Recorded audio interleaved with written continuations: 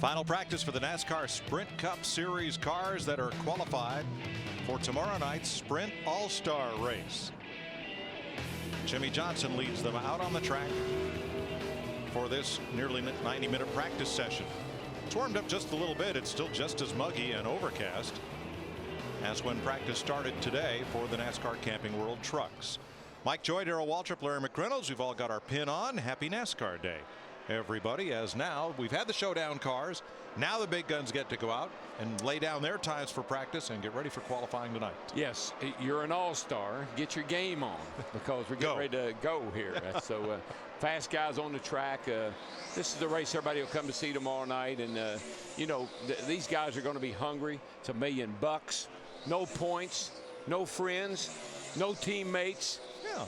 Let the rough side drag. It's not about points, Larry. It's all about pride. Well, it is. And you mentioned getting ready to qualify. Of course, this is final practice. Now, these cars will not be impounded, even though they won't get any practice after qualifying. But one thing we'll see these guys practicing at some point during this practice is getting on the pit road, because they're qualifying a little bit later on the night. 3 laps, and at the end of that second lap, they're going to hit pit road at 45 miles per hour, come to the attention of the pit crew, 4 tires, and then when they leave, it's wide open, just as hard as you can get out of there. So I promise you, it won't be the fastest lap on a racetrack that sits on the pole for tonight. There's the entrance to pit road as we go down to the garage and the garage stall of the defending champion of this race, Dick Berggren. And that would be Tony Stewart's garage stall. And what an interesting history he has here on All-Star Weekend. Came here for the first time in 1999, won a thing called the sprint race, the No Bull Sprint. That was his first ever NASCAR trophy. That put him in the Open. He won the Open, and then he finished second in the big show to Terry Labonte. And last year, he won the All-Star race. It was his first as a car owner. So we're going to be watching Tony Stewart this weekend. And right now we're going to watch Matt Yoakum. And Dick, his teammate Ryan Newman, one of 2 rookies to win the All-Star event here at the Charlotte Motor Speedway. Now the agenda for the 39 Tornado Chevy is simply 10 laps, 10 laps, 10 laps. They're going to go out and continue to make 10-lap runs, try to make this car stellar for that amount of period, because that's the big money segment anyway.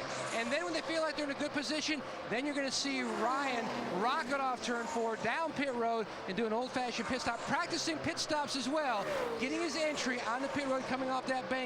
Those are the agendas here in this practice session for the 39. Mike. Thanks, Matt.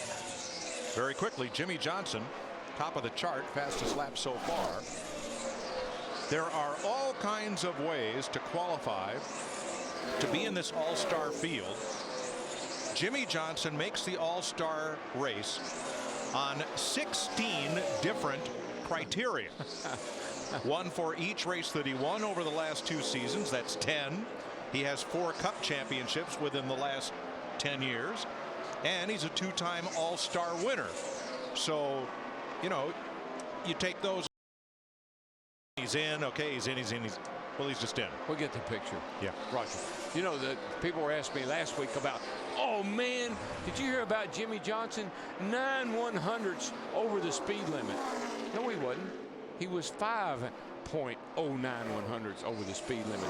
The speed limit was 35. NASCAR, because they know it's a little hard to predict, give you 5 miles an hour. Obviously, you're going to take it if they give it to you. But he was off the 5 miles an hour they give you, plus the 09 hundredths. That's what got him kicked out as far as speeding goes. Now, pit road speed.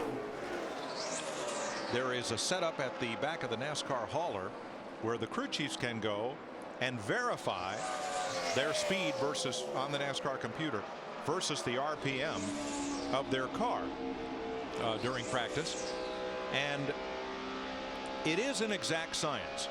NASCAR has a monitor in NASCAR control, and there are crew chiefs looking at it. That's what these guys right here are all doing. They're looking at those monitors. But during the race in NASCAR control, there is a computer screen that simultaneously displays there is a cell or a block on a spreadsheet for every car. And if that car is continuing down pit road within the pit road speed +5, those blocks are green. Any car, they don't monitor selectively one car at a time, but any car that exceeds the limit in any one of those loops along pit road, that block goes red and it's a penalty. There's no subjectivity to it. It's all just completely what the stopwatch, what the electronic timing system that is, what it says.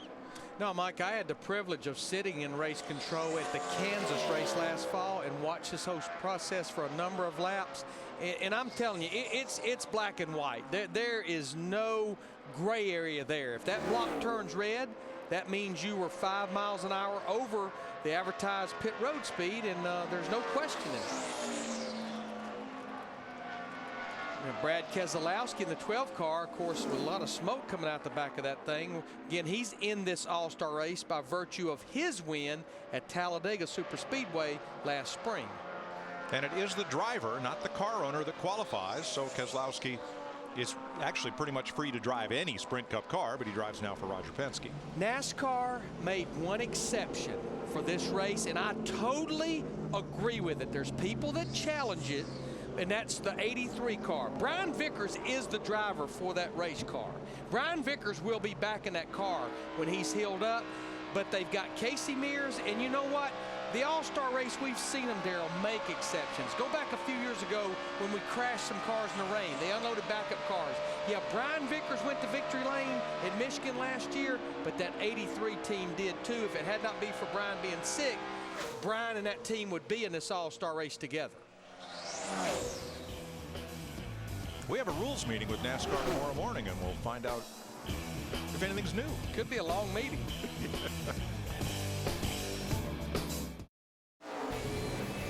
Remember that game show, Name That Tune? Well, I can name that promo in 3 words. Tough Trucks Tonight. 7:30 p.m. live, only on Speed. Those boys here a year ago, they were getting after it. Oh, yeah. What's he looking for? Car keys. Big Mac. Loose French change. fries. Loose change. He looks very nervous about something. His Daytona 500 trophy. No, he's got, man, there's, say, come here, look at this. Look at this. Yeah, his Look, mix CD. Maybe that's what he's looking for. This is what happens when you drop a quarter pounder while you're driving. It ends up over here in the door. Can you reach in there and get it out for me? Let's see. Survey says, what's Sammy got there? Do I need that? Yeah, but I need it there, not over there. Well, they just I believe it's a vent tube. pulling that all he's kind of playing with. Pulling all kind of stuff out of there. Let's just say I hope it's a vent tube. Where does that go? We'll get further word. How's that? That's odd right there, boys. David Rudiman, 4th fastest. Man will be making his first appearance in the Sprint All-Star race by virtue of winning here at Charlotte Motor Speedway roughly a year ago in the Coca-Cola 600. And see, that's why I say with these crew chiefs, there's a perfect example of not doing what everybody else does. David Rudiman, when that caution flag came out last year, was running 14th. David Rudiman's crew said, heck, fire, let's stay out and see what happens. Everybody peels on the pit road, he stays out, and we know the rest of the story. But I agree with you, but actually for that group, for Rodney Childers, it was almost an absolute no-brainer. They actually had a bunch of damage on that race car. They were going to have to, I believe we have got an engine that lets go on the front straightaway out of Denny Hamlin in the 11 car. That's not good. A lot of smoke, a lot of damage for the winners Whoa, of getting the oil all out into the the pit crew tires. competition. Good thing he got that thing woed up, man. She is pouring fluid out the tailpipe. You know, we were talking earlier, this tends to be a race where people get a little aggressive with things. I go back 2 years ago, Denny Hamlin was leading this race with 14 laps to go, and the engine expired on that thing. I think That night, I don't think any of the Gibbs cars finished Kyle the All-Star. Busch, the 18 car, had engine issues. I think all these engine builders are setting on more power every week. They're just not sure if it'll last or not. Well, this is a good time to find out if it'll last or not. Look what's coming out the pipes. Woo. Oil, water, valves, valve springs, connecting rods. You just don't know. Now, even though this is a special event, a lot of the rules apply no matter what, qualifying-wise. Now, we know he's going to get the #1 pit selection because his team won the Pit Crew All-Star Challenge. So that's already in the books. But they will have to start this race at the rear of the field because of this engine change. Yeah, they ought to waive all the rules for this race. Always like what Kenny Schrader said about a situation like that. He don't know what happened, but one of those real important parts just broke. And made a lot of noise and a lot of smoke. And we have what over at Z-Max Dragway they would call an oil down at Charlotte Motor Speedway.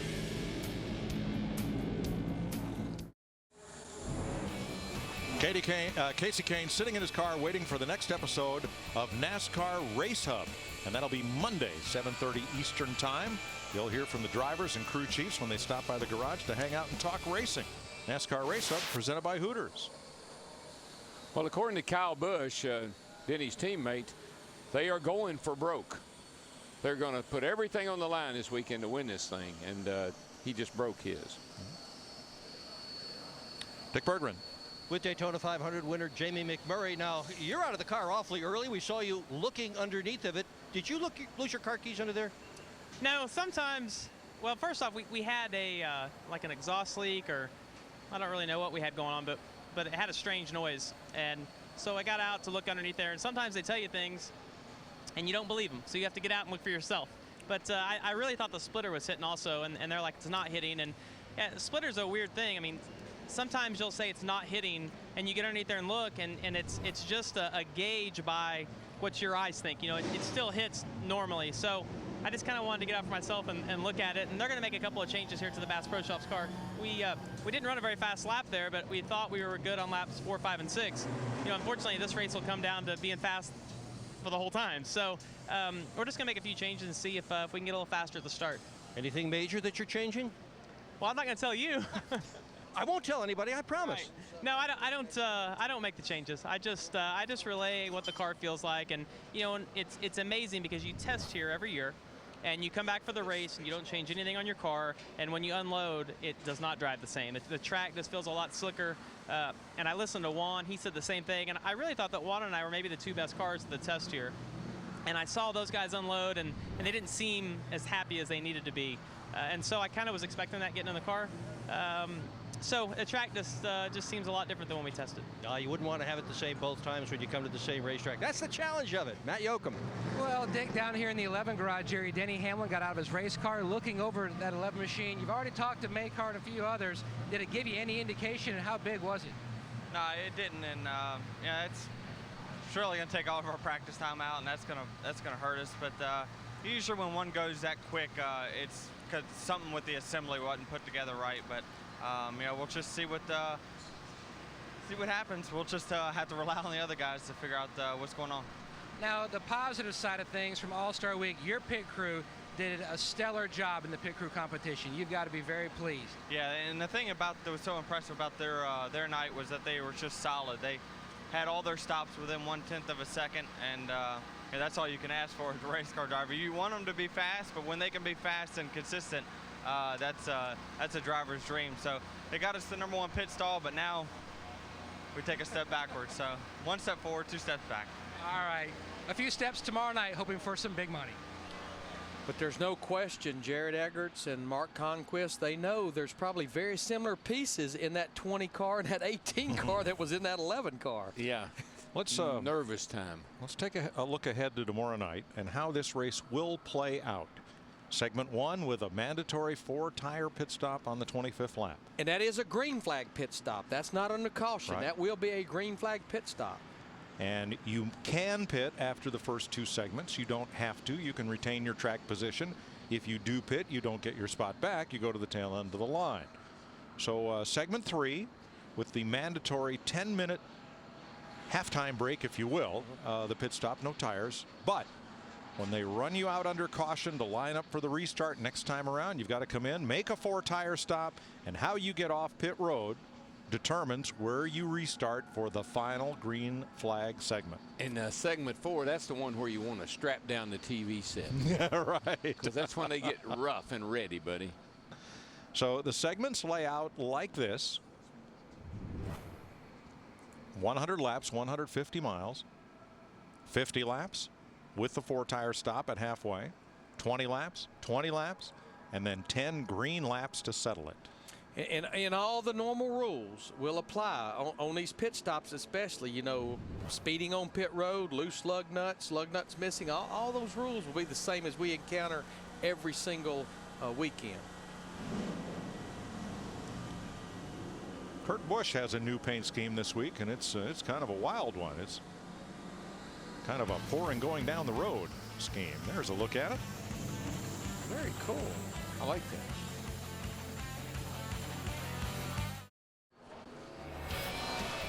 Tonight, all-star edition of Trackside. Joey Logano, Mark Martin, Alan Gustafson, and Hall of Fame inductee Junior Johnson. That's tonight. Special time, 10:30 Eastern. Only on Speed. The original JJ. The original Junior. That's right. The original Junior. Yeah. Everybody waiting patiently for the oil to be cleaned up from Denny Hamlin's spill. You notice if you look at all these drivers, they all have kind of different ideas about what kind of shield they want on their helmets. You saw Dale Jr.'s is that kind of reflective. You see the amber tint. This is one that I like at night, that amber tint. Here's Jeff Gordon. He's not changing helmets because he doesn't like the helmet. I think he's changing because he wants to try a different shield. Easier to change the helmet it is to undo all the mechanism to hold the shield on.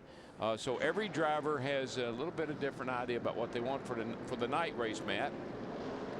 DW, and you know, back when you were a driver, you had a certain pair of shoes that fit perfectly. You might try another shoe, and then it might cramp up your foot.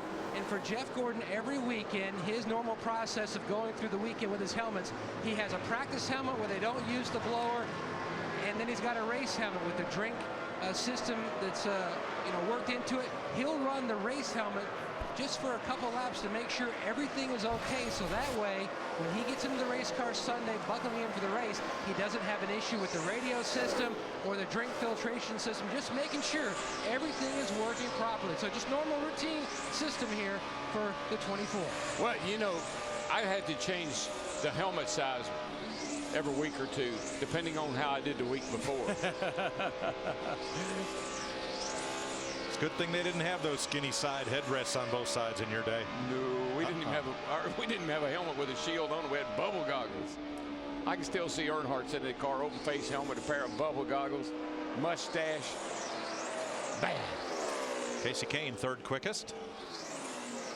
Now, because we only have one Roush Fenway Ford that's already locked into the All-Star Challenge and one Richard Petty Motorsports Ford, of the 18 cars, only 2 Fords in this field right now till we see what happens in the showdown and then with the fan vote. Right now, Casey Kane third quickest, Matt Kenseth 14th quickest out of the 18 cars. See a few drivers practicing pit stops. Getting onto pit road, getting into the box, and getting stopped as Casey goes around. The walls next week will be repainted white, just like they were. Here moments ago is Jimmy Johnson at pit entry, Darrell. Yeah.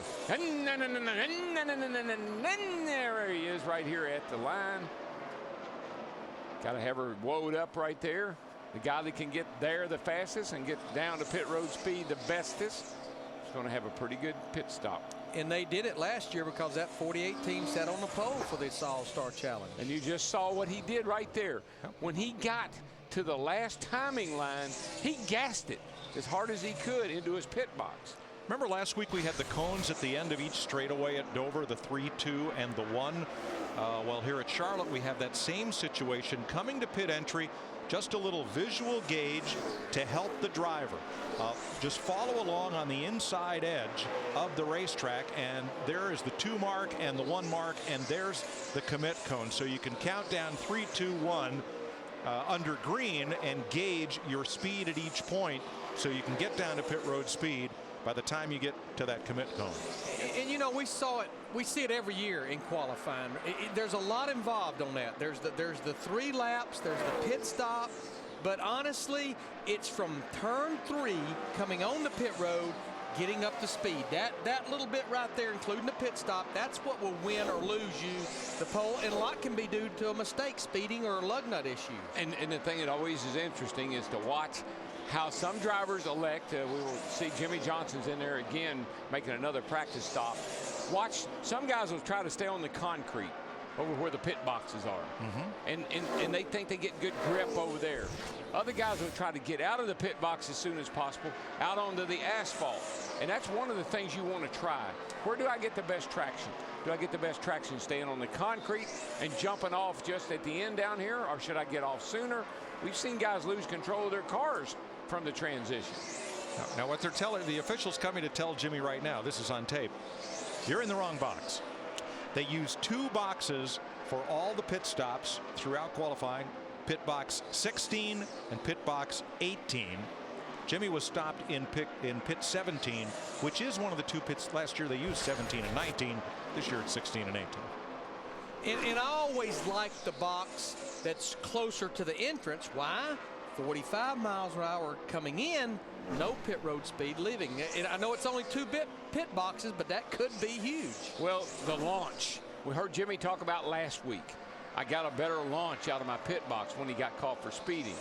That's something that you really work hard on here. You'll even make a little of adjustment to the shock package to get good forward bite upon accelerating out of the pit box. Chad Knaus, crew chief for Jimmy Johnson, a 48 car. Can you do it again? Just signed a contract extension a few weeks ago that pretty much mirrors his driver's contract. Yes. Now, ordinarily, you would hope for a late draw in the process. One reason is those pit boxes will take on some rubber, and you'll get better traction going out. However, if qualifying is rained out for either the Sprint Showdown or the Sprint All-Star Race, the field will be set by the qualifying draw, which would put those who drove the low numbers, like David Reagan and Max Pappas, would end up being on the front row for the showdown if rain comes. We do have that possibility. It's not a probability right now, but it is a possibility. But you saw how far Kevin in the 29, Kevin Harvick in the 29, he stayed on the concrete all the way to the end of pit road. And it just varies. You're not real sure, and that's what these guys are trying. How do I get the best launch, and how do I get out of the pits the quickest? Yeah, because that's one thing that we do see in this qualifying session a lot of times is broken axle shafts, where a car gets a better bite on one surface than the other, concrete versus asphalt. Something's got to give. That time he came in, he did the concrete all the way down. Let's see what he does this time. I bet he mixes it up, see which way's the best. I bet he goes to the garage. Mixing it up into the garage. But Mike, what you just mentioned, talking to Sprint Cup Series competition director John Darby, that's the reason that this is not an impound race. They know how hard that this pit stop can be on brakes, as we saw right there. Larry, axles, dry shaft, all those things. I don't even have to have a clock today. That was too fast entering. He knows now, though. Let's see what he decides to do. See how he's spinning the tires, and he jumps right out onto the asphalt there.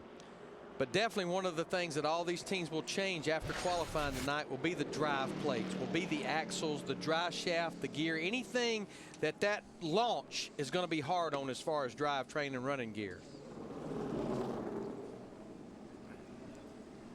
Track is green, nobody's on it. Quiet out there. Yeah. Good time for a break. More Sprint Cup practice after this. Tomorrow night, the stars come out, the gloves come off. You know what's on the line, $1 million. It's the Sprint All-Star Race, and it's tomorrow night. Coverage begins only on Speed, 7 p.m. Eastern Time. We're riding along with Kurt Busch, and if you look at the roof of his car, he's got his pin on. Happy NASCAR Day, everybody. I was here one time in 1985, and it wasn't the All-Star Race, but it was this weekend, or the 600 weekend, when a guy could have won $1 million. Awesome bill. That's right. Yep. The Winston Million. Came in here, first year of the Winston Million. He'd already won Daytona and Talladega. He needed to win here. He didn't. He ended up winning the Southern 500, but that was one of the first times I remember a $1 million race. I believe you're right. You know, we were actually in that same boat with Davey Allison in 1992, Darrell. We had won the Daytona 500. We won Talladega. The car we were going to race in the 600 is the one we tore up in the first All-Star race under the lights in 92. We came back and finished 4th, and we won't even talk about the 92 Southern 500. Mike, why don't we go down to Dick? Why don't we go to Dick? Well, Jamie McMurray out of his car yet again, and there is a major thrash going on in his garage area. The car simply too tight under throttle, needs to be freer coming off the corner. The funny noises that he was hearing before have gone, but the chassis is not to his liking. Major changes going on here. Yeah, they've only run a total of 10 laps, Dick. He's been out twice, so they're definitely thrashing on this one car. Now, doesn't that drive you crazy, though? There's the engine going in the 11 car. Doesn't that drive you crazy, though? These guys came over here and tested for 2 days. Felt pretty confident they had a good handle on this racetrack. Now they're back, and the track's changed.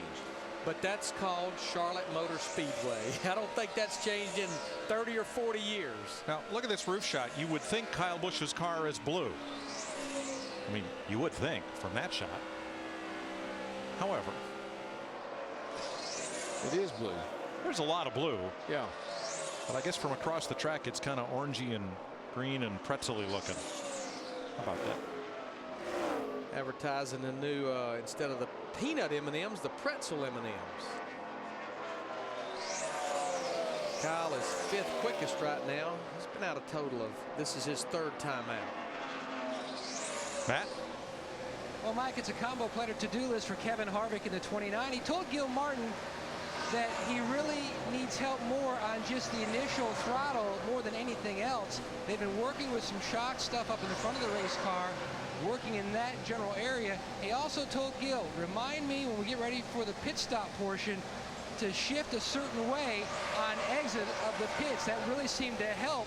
And also remember last year, you guys mentioned it, Harvick was one of those guys that really launched off the concrete and tried to keep it on the concrete as far down as he could.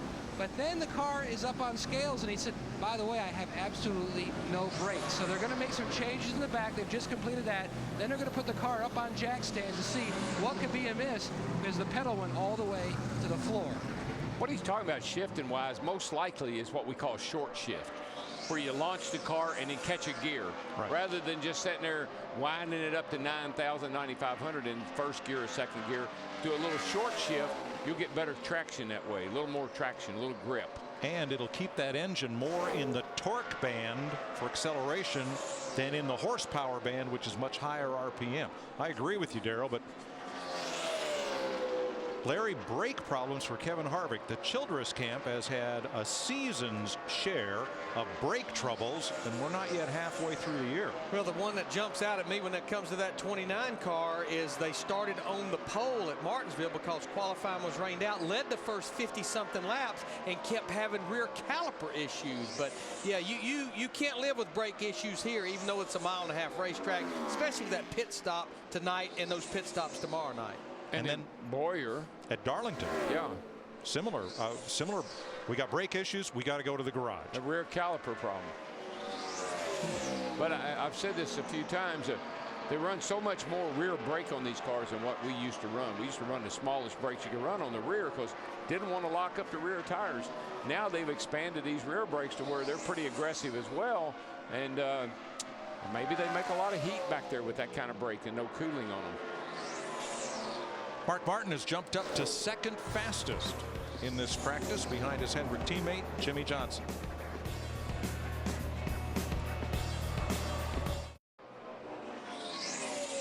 Now here's Jeff Burton building up some good karma. Oops, what's this?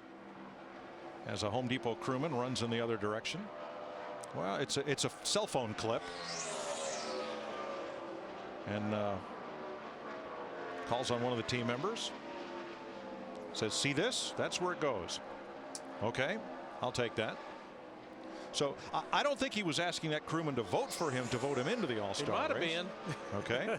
Gets an attaboy from Peter Rabbit, Peter Jellin, truck driver for the 18 team. And autograph, sure. I'm telling you, he's working it.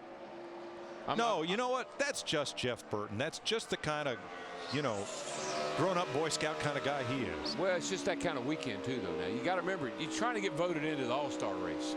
So you might go a little bit out of your way today and in the morning to say, oh, by the way, if you have a Sprint phone.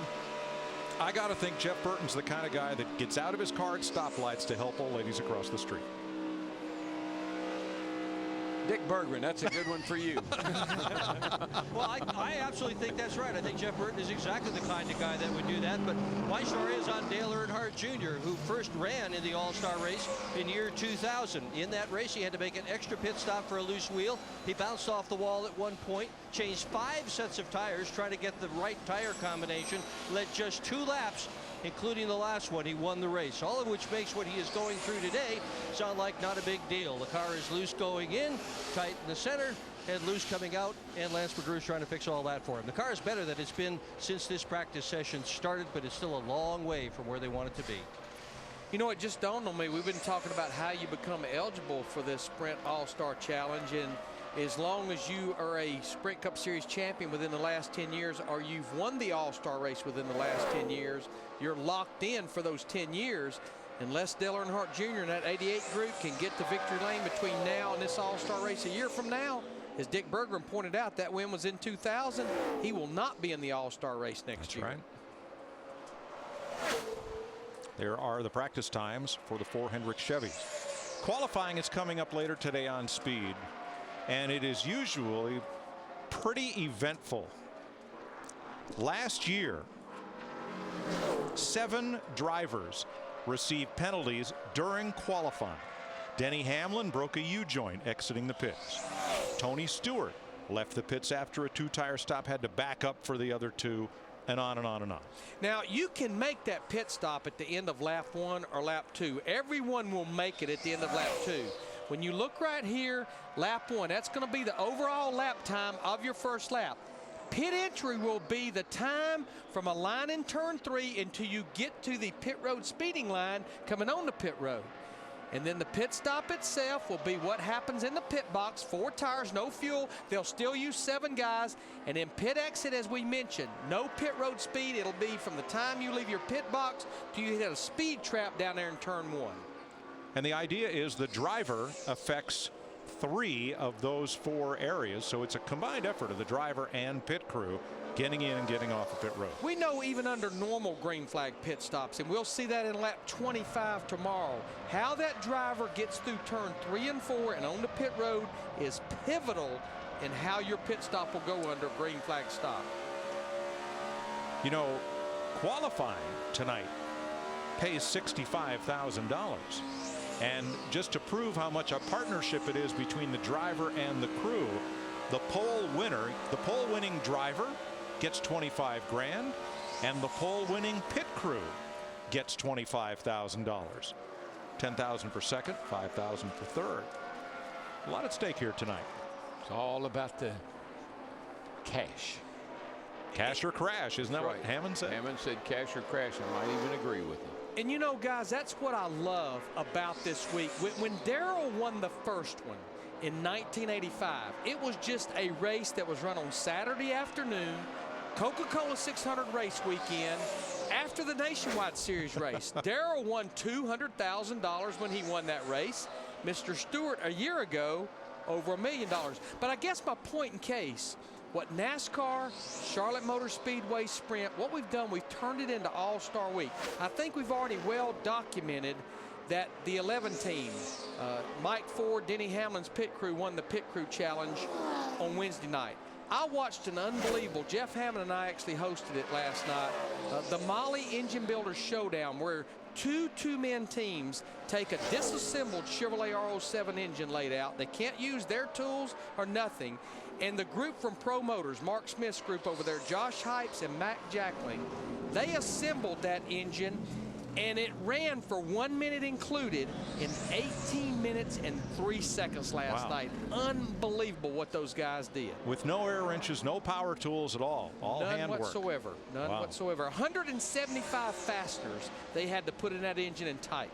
And you had to put all the pieces into that one engine, right? Couldn't have any left over? No. Like, where's this go? No leftover pieces. No leftover pieces. And it had to run. I love these shots right here. Looking up back at the driver, Kyle Busch, and look at that grip on that steering wheel. Now he's got a grip.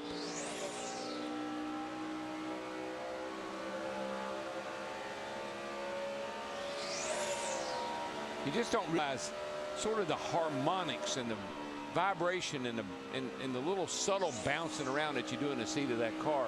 It's one thing to do it for a lap or two. Just think about sitting there and doing that for 4 hours, concentrating on where you're going, what you're doing for 4 hours. You know, Joe Gibbs Racing, they have never won the Sprint All-Star Challenge race. Tony Stewart won the Showdown, but they have never won the All-Star race. Here I come. I'm coming in. 4,000 water temp. Last year, 220. 2 drivers were penalized in qualifying for being too fast entering the pits. 3 pit crews were penalized for loose lug nuts. Tony Stewart for the miscue, and Denny Hamlin broke the universal joint. In the way the lug nuts are checked, they're not checked by torque like in the pit crew challenge. The lug nut just has to be in contact with the wheel. There's the National Wild Turkey Federation car. That turkey looks scared. He probably has reason to be. Hammond has a holiday.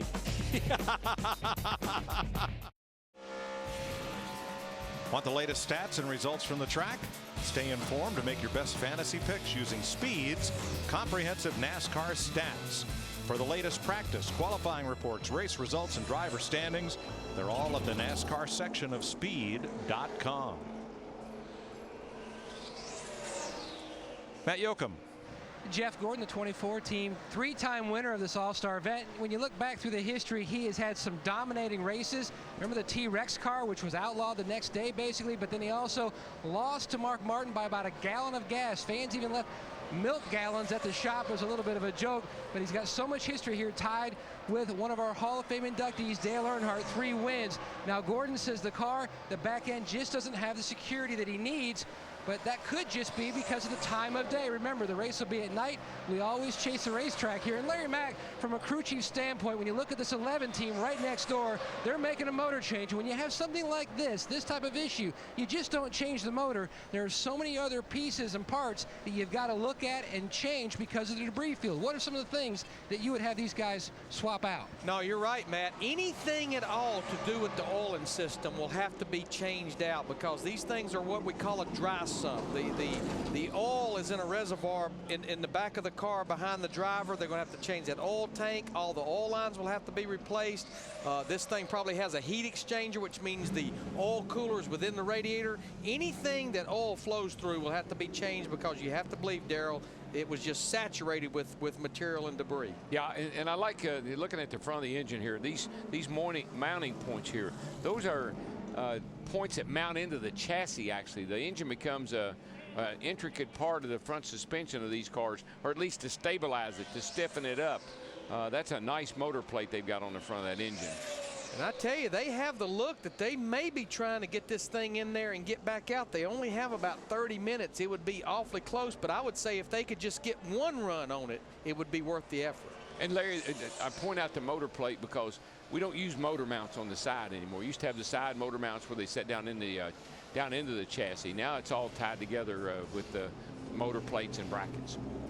Brian Vickers with that number 83 Invincible sticker on the roof of the car. Casey Mears behind the wheel. Brian Vickers has just concluded a press conference here at Charlotte Motor Speedway about his medical condition, about the blood clot problem that was discovered prior to the Dover race while he was on an appearance going to visit Walter Reed Hospital. Had chest pains, called Dr. Petty, who advised him to go to a local emergency room. He checked into the hospital and was found to have blood clots near his lung and in the veins in his legs. Underwent treatment, flew back to Charlotte, and he's met with doctors, Dr. Petty and physicians this week. And we'll have information for you in just a minute here on what happened at the Vickers press conference. And I think this is another one of those evolving moments where we think we know everything there is to know about the safety of the seats and the cars and the drivers and how they hydrate and carbon monoxide poisoning and all those things. I think this is going to be another learning experience for us. How did this happen? Where did it happen? There's some thought that it may have happened at Texas. They lost the crush panels out of the car. Brian was very sick after the race. Did that start those blood clots? And is that something drivers need to concern themselves about as we go forward? So here is what Brian Vickers and the Red Bull team announced just moments ago, that Brian will be out of the car for 6 months or effectively through the end, pretty much through the end of the season. That's it. As doctors work to determine what is causing the blood clots and what the long-term implication is, how they can treat it, and what course of treatment to proceed with. But it means that Brian is out of the car for 6 months, and Casey Mears will drive the car this weekend, and then we'll see. An irregular heartbeat can cause blood clots, and you can't race when you take the drug they give you to thin the blood to keep from to dissolve the clots and to keep the clots from coming back. So something as simple as, it's not simple, you can live with it, but you can't race when you're on those blood thinners. Like if you have an accident, you could bleed to death. So it comes from some of it could be an irregular heartbeat. I don't know if that's the case or not. I just know from some other friends I've had. And Brian remains with the team. Yeah, he's going to go off to see some Red Bull Air races and perhaps visit with the Red Bull Formula One team at some of their events. But tough news for Brian Vickers and his fans today.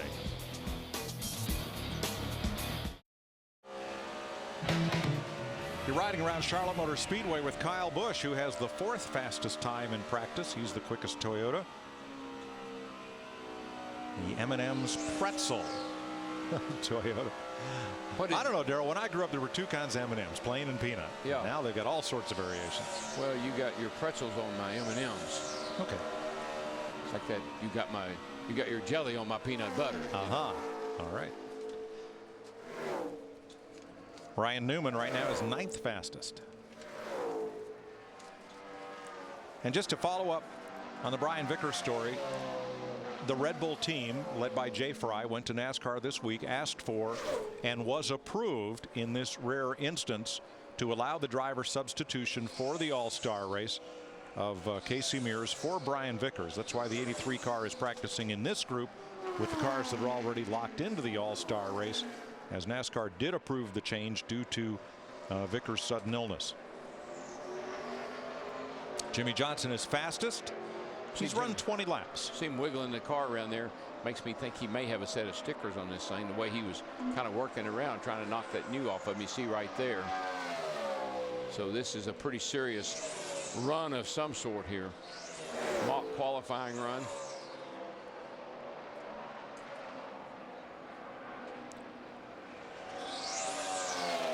He's on his run. He starts there. Qualifying lap. Bales are down in the corner. Picks up the throttle as soon as possible. Heavy off the turn up the back straightaway, and this straightaway doesn't feel very long when you're running 200 mile an hour. Driver down there. The qualifying laps we see tonight will not be indicative of what we'll probably see next Thursday night, because when you've got to run 3 laps, including the pit stop, you've got to leave a fair amount of that front end opening for cooling. Yeah, that's a good 29.23, pretty quick lap. That's his fastest lap yet. Yeah. And that's right there in the area of Jeff Burt and Juan Pablo Montoya in that showdown practice qualifying, and those guys can tape up. They're pretty solid. Yeah, what we're talking about, this opening right here, and that's pretty solid as far as the front of that car goes. These cars can run a long time without a lot of air. I know my Chad pretty good. I'd say he's already doing a little practicing for next Thursday. Yeah, I think he's messing with people's mind myself. Yeah. You know, back when David Pearson won 12 straight poles here, qualifying was not the fastest of 2 laps. It was 4 laps around Charlotte Motor Speedway. Average 4 laps, just like Indianapolis Motor Speedway they do for the Indy 500. And David did it 12 times in a row for the Wood brothers. And every time, and I know I say this, but we would stand on pit road. He would go down into turn 1 and he'd be out of the throttle, and you're like, oh, he's not going to. This is bad. It's not a good run. Oh, he didn't even drive it down in the corner. What we didn't realize was he drove it. He got out early. We talked about in easy, but he was matted to the floor in the middle of the corner and up off the corner, and that's where he was making all of his time. That's the way you drive this car, I think. You got to kind of drive it the same way. Can't overdrive the turns. Joey Logano in that Home Depot retro paint scheme to their early days in the sport. Got a little bit tight in compression, and exit's pretty good. A little bit on the free side, not even a half a number. It's getting tighter. And let's go to the garage and Dick. With Brad Keselowski, and last year when he won at Talladega, it opened all kinds of doors. But how long after you won that race was it that you figured out, hey, you're in the All-Star show? It was about 30 seconds. I think I was interviewed by Krista in Victory Lane, and she was asking me a question, and I really wasn't listening. No offense, Krista, because I was thinking about being in the All-Star race and how much that would mean. It's a special night. It's a great night for our sport and one of the best races all year, and it's on speed. So we're going to have fun with it. And I think we've got a great Dodge Charger to run in it, too. Yeah, fast in practice. Well done. We'll look forward to seeing you race tomorrow night for the first time in the big show. The reason he thought the All-Star racing, Chris, is because she's an All-Star. Oh, that's it. That's it. Riding with Kurt Busch. Kurt has run a fair amount of laps in this practice session in the 2 car. She's run a total of 25 laps so far, 8th quickest. There's another car on the track right now that making some pretty good progress too. The 88 car, he's picked up a lot of speed. He's moved up to 4th quick now. So they made some really good adjustments on the 88 car for Junior. Yeah, puts the Hendrick cars right now 1st, 2nd, and 4th. Right now, Jeff Gordon's back in 15th in this practice. Just figured out why I'm having such a hard time finding that car. It's black. Predominantly. Yeah, kind of like Kyle Busch's is blue. This one is predominantly blue. Yeah. Predominantly Black. Black. Little bit of silver down the side. You know, we talked about his win, his rookie season in 2000. One of the guys he had to battle the toughest fairly late in that race was Pops, his dad, Dale Earnhardt Sr. in that 3 car. I think about the race. I believe it was he and Matt Kenseth. Matt won the race, and Junior had Matt sideways off a 2 over there, and he let him go. He gave him a chance to straighten it up and catch the car. That night, it really impressed me. What a great driver Dale Jr. was. What a great sportsman he was too. He got him sideways, hit him coming off the corner, let him catch it, and Matt won the race. Well, Dale Jr. is now 3rd fastest in this practice. Yeah, they picked up a lot. The car's shattered the nose and pretty tight. Entering off the wall all the way down to the land. In the dead center of the corner of the car turns. 10-4. To run laps, then I can. Earnhardt, he's run a total of 25 laps. Obviously, they put some fresh tires on that car for that run right there. Tony Stewart still searching for speed. He is his position matches his car number right now. You know, Mike, we've got less than 20 minutes left in this practice. I know the 83 car is not out there right now, but Steve Burns just reminded me a few minutes ago that Invincible sticker on the 83 car, it was a reference to Vince Papale, who played for the Eagles for 4 years. Vince made that team as an undrafted rookie and wore the jersey number 83. Neat story. He was part of the autism golf tournament up in Concord last week. I love that movie. It's a good movie. And he gave motivational speeches to the team, to the Philadelphia Eagles. So thanks, Steve. I know you're listening and watching. Did you get that on Twitter? Did you get that on Twitter? Just good old text. I don't know, Darrell. That turkey still looks scared. I don't know where Hammond is. Nobody knows where Hammond is. That's the thing. Now, wait a minute. The National Wild Turkey Federation, I haven't read up on this, but I don't believe they are dedicated to preserving the health of all the wild turkeys out there for all time to come. Don't they hunt them? Well, they got one on the side of their car, so. I mean, Bass Pro Shops, they sell hunting and fishing gear, so you would think the link. I have to ask Johnny Morris about that. All I know is there's a great Bass Pro Shop right over here in the Concord Mall where you'll find most of these guys after practice and at night. The turkey tracks up the hood and up over the roof. A little bit of whimsy in this paint job. I like that. There you go. That's it. If that thing starts turkey walking, we'll know why. So far we've seen the vortex theory on display. On the beer bottle. On the beer bottle. And now we got a car that maybe exemplifies turkey walking. What's this sport coming to? It's a special weekend. I don't know. And then we got a Red Bull. You know, fried turkey like in a beer. I mean, if that's not the national lunch of race fans at big weekends. Sterling Marlin, Sterling over here the other day with me. We were talking about you know, deep frying a turkey. And Sterling loves to do that. That's his favorite thing to do. Is deep, you know, put him down that peanut oil. So he's going to bring us one. This looks like the start of a run for Casey Mears in this 83 car. Right now he's 17th quickest. 30-50. No, not faster. Lucky dog. Hunting for deals on the Wild Turkey Federation website. That's a clue.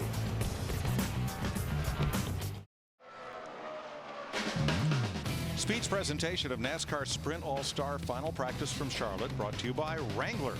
For unbeatable comfort and value, count on Wrangler Jeans Company. By Toyota. And by Cici's Pizza, home of the endless pizza, pasta, salad, and dessert buffet.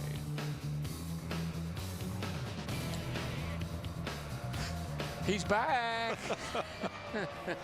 Ben Franklin wanted to make that the national bird. That's just not pretty. Compared to the American bald eagle, that's just not attractive. And there's the vortex theory at work.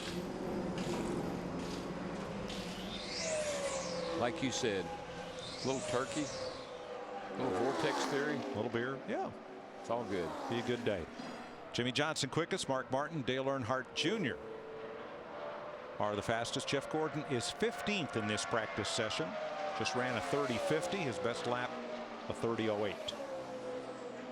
As we know, early in this practice session, as we're getting down to about 10 minutes to go, Jeff Gordon was really not that happy with his race car. What's a man named Burns up to? Well, I've got a little more information on this Vince Papale deal. Jay Fry, the general manager for Red Bull Racing, well before any of this happened with Brian Vickers about 2 years ago, Vince Papale loves racing, and as we mentioned, he played in Artie Kempner and that group's golf tournament for autism awareness last week. But Jay Fry surprised that Red Bull team a couple of years ago, flew Vince Papale in, and he actually gave a motivational speech to the 83 Red Bull race team a couple of years ago. Okay. That might have been when they were trying to make the chase, you know. Which was last year. This was a couple of years ago, yeah, when he flew him in. Yeah. They replayed it last year. There you go. See Bobby Labonte right now in the 71 car. He is 18th of 18 cars, and he's in a little bit similar situation. I hate to spin ahead too far because the 2011 All-Star race is a year away, but Bobby is in it because he was the 2000 champion. Bobby would need to win a race between now and next May if he wants to be in the 2011 locked into the All-Star Challenge. And this is a single car team. TRG very successful in sports car racing, trying to find their footing here in NASCAR. Team owner Kevin Buckler has said they will not start and park. They need funding, need some sponsors to be able to run the races and run the season and do the best they can. They have done a start and park or two this season, but they want to be funded. They want to run the races, run all day, try to make that top 35 and press on. And I was pretty impressed with their pit crew the other night in that Sprint All-Star Pit Crew Challenge. Now that crew is trained by Stuart Haas Racing, but they went several rounds before they got knocked out. They were pretty solid and mistake-free. Let's get an update on the 83 from Dick Bergman. Well, from Casey Mears' point of view, the driver of that car, Mike, it has not been a fun practice session. The car has been incredibly loose. They've just thrown an entirely different setup underneath it to try to give Casey something he would be more comfortable with, but he's still really, really loose all over the place. What was it, 3 years ago now he won over here the 600? 2007, yeah. So, and we thought, man, that's the turning point. This is what this team, it's what he's been needing. Get a win under his belt. And man, he just never can't quite ever get there. He's always seemed right on the cusp of close to making it big, but just hadn't quite gotten there. It's a shame. He's a good guy. Yeah, Darian Grubb was his crew chief, of course Tony Stewart's crew chief, and they had a great race car. They did play some fuel mileage strategy, but the bottom line is the record books say they won the race. And a great racing family. His dad Roger Mears, a veteran and standout Baja winner, standout in off-road, ran Indy cars. His uncle Rick Mears, four-time Indy champion and pole winner, and his grandfather Bill Mears, the leader of the Mears gang, and a great West Coast racer in his time. Yeah, Rick's still works for Penske. He's a driver coach. You see him at Indy we'll see him at all the IndyCar races, and still actively involved. Now, Tony Gibson in this 39 group, I think they just threw some fresh tires at that 39 car. He jumps up the second quickest to a 29.48, which is still 2.5 tenths off of that 48 car and Jimmy Johnson. Well, I think they kind of they did what they said they were going to do. They made a lot of 10-lap runs, and then they were going to throw some tires on at the end. And bring it to me. Joey Logano 11th in the Home Depot Toyota. 29.93 his best lap. You know, as we mentioned, Joey was the driver that was voted into the Sprint All-Star Challenge a year ago. And of course, Tony Stewart drove this car for 10 years. We know a lot of teams have a lot of consecutive starts in the All-Star race, but the 20 team, this will be their 12th consecutive start in the Sprint All-Star race. Which is every year they've been a Cup team since Tony Stewart came aboard. Yeah, I think the only year they were not in it was his rookie year, which was 1999. There are the previous winners of the fan vote to get into the All-Star race. Quite an interesting cast there. And there's Greg Zipadelli. Been the crew chief the entire way with that 20 team.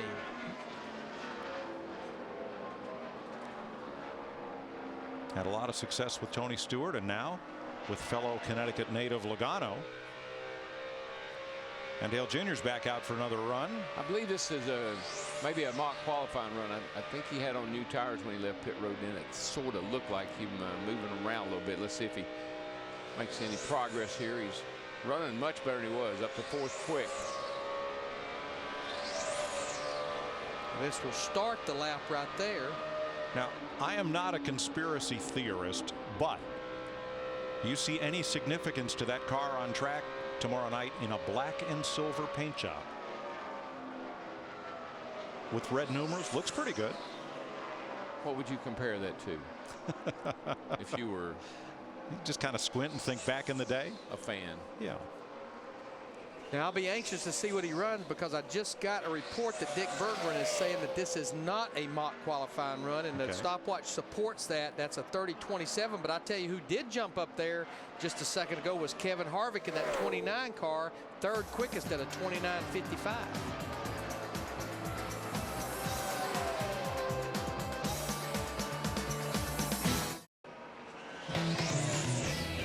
Kyle Busch has jumped up to 2nd quickest behind Jimmy Johnson. 18 cars of practice. They will be joined by 2 from the Sprint Showdown and the fan vote winner for tomorrow night's All-Star race for $1 million.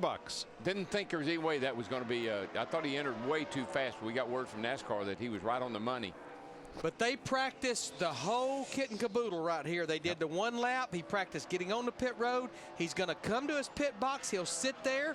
They'll yank a little tape. You'll see the crew member go across there, yank the little tape off, and then he left and went wide open leaving. A little slow exiting here, though. You can see already there's steam coming out of the overflow there, so it was getting hot. That's why they pulled the tape. A little bit soft getting out of there. He didn't wheel spin much, but a little soft leaving. And he went straight to the asphalt, but I think Matt's with the man that's 3rd quickest right now. Absolutely, Larry Mackey. Just was bumped down to 3rd. That's Ryan Newman.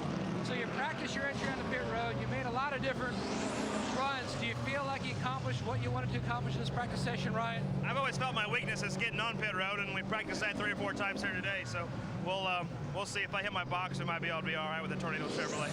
Pretty happy with the balance and feel? The car feels pretty good. We, overall, it feels like it's pretty quick, pretty comfortable, and we did a qualifying lap there, and it was pretty decent. Our biggest time in qualifying on that qualifying tonight is going to be getting on pit road and the performance of the guys. It's always exciting. Remember, big money on the line tonight for those crew guys as well. Now $50,000 to the pole-winning team, half to the driver, half to the pit crew. Tony Stewart still searching. They are still 14th on the board after running 38 laps. That is within 2 of the most of anybody in this session. It always interests me how Tony sets his steering wheel. Most of the guys will set the steering wheels with the spokes running across from each other. He sets his with the spoke at the top. Helps him know where the center is, as far as when he's in the pits with that big piece of tape on there. But most of the guys use the spokes of the steering wheel to kind of give them a gauge about how much wheel they're putting into it. Tony goes at it just a little wee bit different. Now, with about a minute and a half to go in this practice, this looks like this may be a practice qualifying run for this 14 car. He just started this particular run. Didn't sound out of the gas a whole long time. 14th quickest right now. No, evidently it's not a practice qualifying run because he runs a 30.50 on that lap. His fast lap is a 29.97. Here's Joey Logano trying to get on pit road. Whoa, that's cutting it close. Man, oh man. Big lockup. You know, even though Joey has made a fair amount of green flag pit stops in his 50-something races, remember a year ago he didn't have to do this. He got into the All-Star race through the fan vote. And he's definitely never had no pit road deal where you have no speed limit leaving. Well, not in NASCAR. You could hear him spinning the tires a good bit there in second gear. That'll hurt you. In fact, we were talking in the NASCAR hauler this morning. The only two guys we could think of in the garage area that ever experienced no pit road speed was probably Mark Martin and Bill Elliott. Jeff Gordon has broken into the top 5 as practice comes to a close. Jimmie Johnson wins practice. Kyle Busch, Ryan Newman, Jeff Gordon, and Mark Martin are the Fast 5 in practice.